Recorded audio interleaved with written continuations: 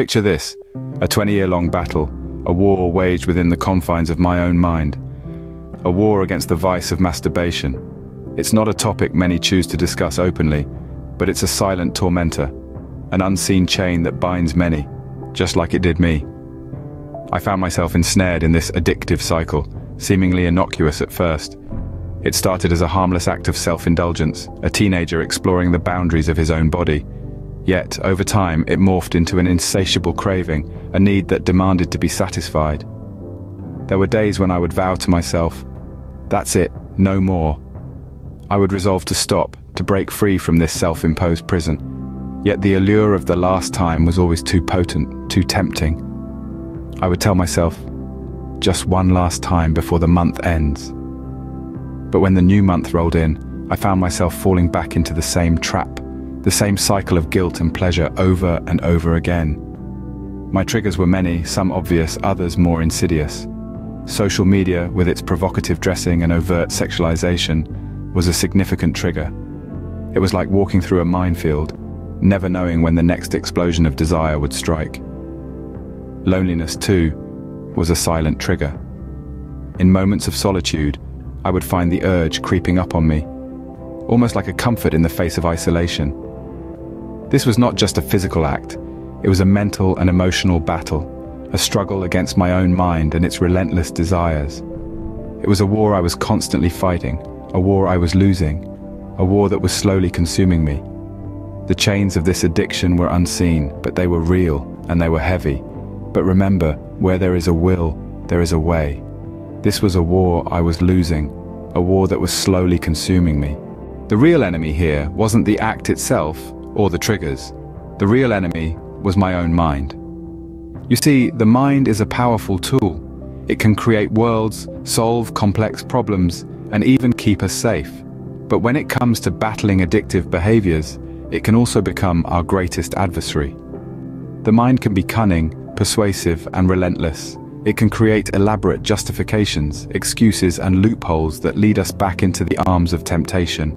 In my case, my mind was like a skilled chess player, always thinking several moves ahead, presenting convincing arguments for why just one more time wouldn't hurt. It would whisper sweet rationalizations like, "You've had a hard day, you deserve a little release," or "You're alone, nobody will know." It was a constant tug of war, a battle of wills between the part of me that desperately wanted to break free and the part of me that was seduced by the short-term pleasure and escape. The mind is a master of deception, always ready to play on our weaknesses and insecurities.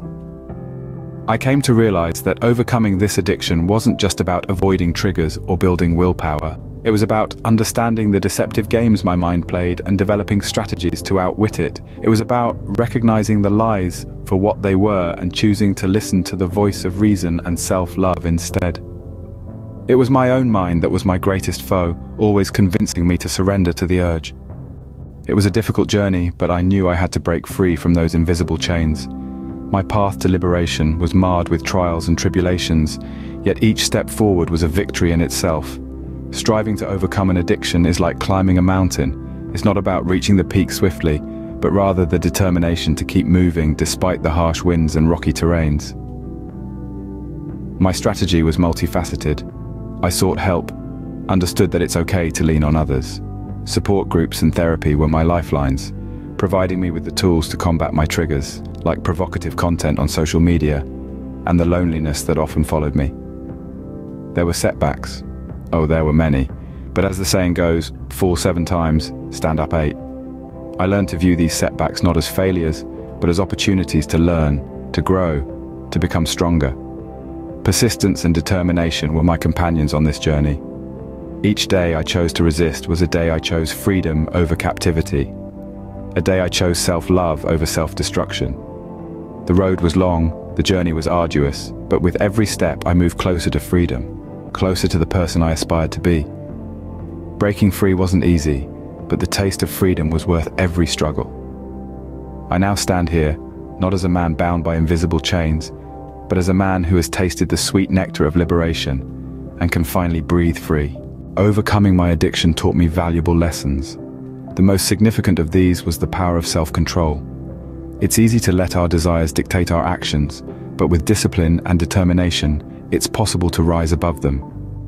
I learned that my mind could be my greatest enemy, or my greatest ally, depending on how I chose to handle it. Secondly, I discovered the importance of self-awareness.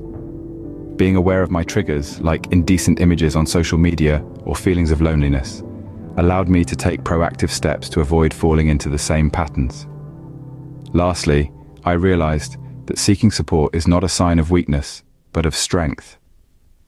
It's tough to battle an addiction alone, and having a supportive network can make the journey to recovery less daunting.